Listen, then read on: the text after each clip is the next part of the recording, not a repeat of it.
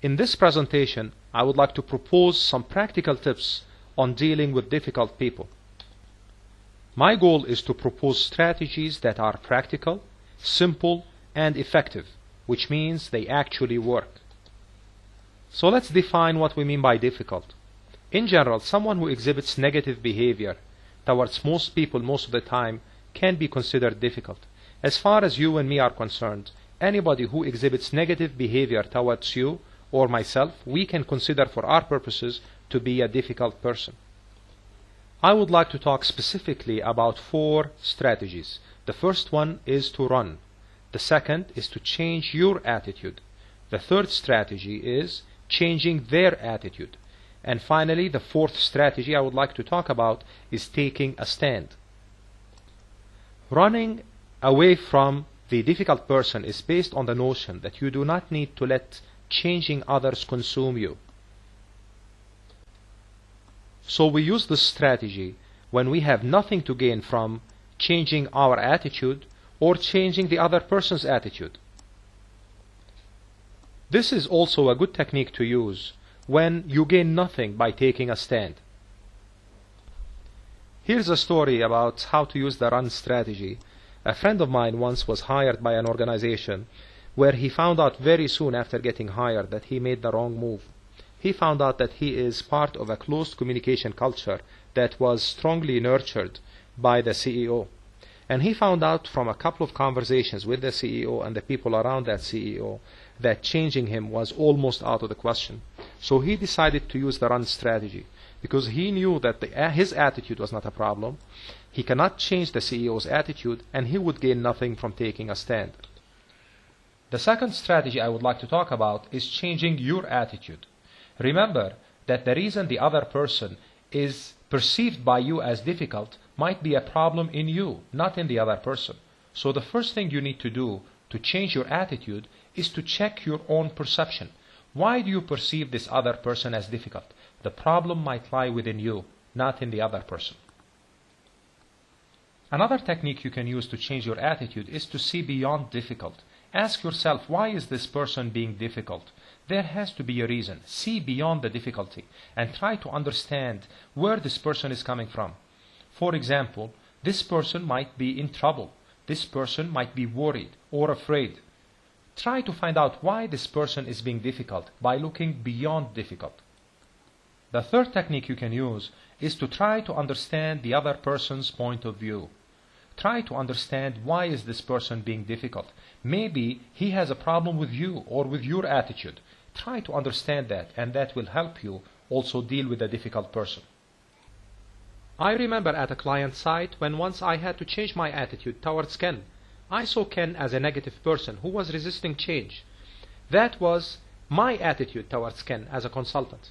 But I knew that with that kind of attitude I cannot work with Ken. Ken started resisting me and resisting the change that I was bringing to the organization.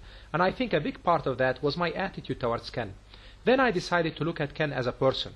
And I noticed that he is a family man who cares for his children and grandchildren. And we started having conversations with Ken as a person. Then things have changed and Ken was much more cooperative. And I think the main reason there is that I had the wrong attitude towards Ken. And when I fixed my attitude, then Ken changed. And we had a very healthy relationship that was beneficial for me, for him, and for his organization. The third strategy I would like to talk about is changing their attitude, the difficult person's attitude. You can understand why they are difficult, show them another angle to the problem, and help them see you as a person. A trainer I know was once faced with a difficult situation where he had to change the attitude of one of his participants. At the beginning of the training, the participant said to the trainer, "I think this whole training is useless." Now the trainer came back and asked him a question. He asked the participant, "If this is a useless training, and it might be, however, there must be a reason you are here." And the participant came back and said, "Well, I think it is useless, it's not going to help our company, but I came in to see if there is anything, and I doubt there is, that I might be able to use in my work."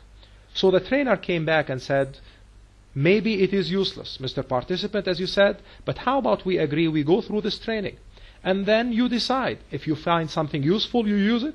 And if not, you do not have to use it. And they both got into an agreement, and actually the participant gave a raving review for the trainer and the training, and was of the main participants and champions of the change that the trainer was trying to implement at that organization. The last strategy I will talk about is taking a stand. This is used as a last resort. We use it when your attitude is not the problem, when you cannot change their attitude even though you have tried, when it goes beyond attitude to actually hurtful actions from the other person, and when running is too costly, in reality, not subjectively. To take a stand, first I have to understand my options. Then I have to develop a strategy on how to deal with the situation. Then I have to confront and collaborate. This is the good guy approach, but also use the or else, or what I call the bad guy approach, using threats if necessary. Finally, take action to remedy the situation, and confront and collaborate again if needed. Remember, what you need to do is to persevere and not give up on solving the problem when you take a stand. A good example of taking a stand is reporting harassment in the workplace. Usually by reporting harassment, the harassment stops. When taking a stand, make sure to show discomfort with what the other person is doing. Show your disapproval that you do not accept this kind of behavior. Remember to take it seriously and don't make a joke out of it. Some people joke about how others are hurting them. Don't let them make you feel guilty. When you take it seriously, they might say, we were just joking around. Remember to divide and conquer. Don't solve problems with groups, but with individuals. If you must, remember to poke back with things like, at least I am not, and of course you are Mr. Perfect. What I mean by at least I am not, when somebody says, for example, what kind of work, look at the kind of work so-and-so is you are doing. You can poke back by saying, at least I'm honest. At least I don't hurt others. At least I know what I'm doing. All of these things are actually poking back at the other person that will make him stop and have to defend himself. Another thing that you can do, as I said, is to go back and say, of course, and you do your work perfectly, and of course you are never late. Again, you are putting him in a defensive stand.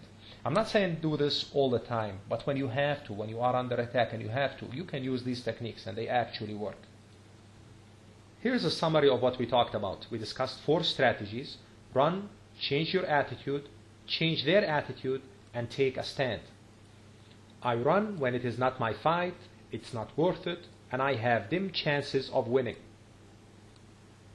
I change my attitude when I have preconceived notions about the other person, when I have had previous bad experiences with her or him, or when I have negative feelings towards this person. All of these might make me biased towards the person and make me perceive him as negative when he is not. I try to change their attitude when they have the preconceived notions, when they have had a previous bad experience, or when they have negative feelings towards me. Finally, I take a stand when I cannot run, when I have no other viable options, and when I am hurt from the status quo and I cannot allow it to continue.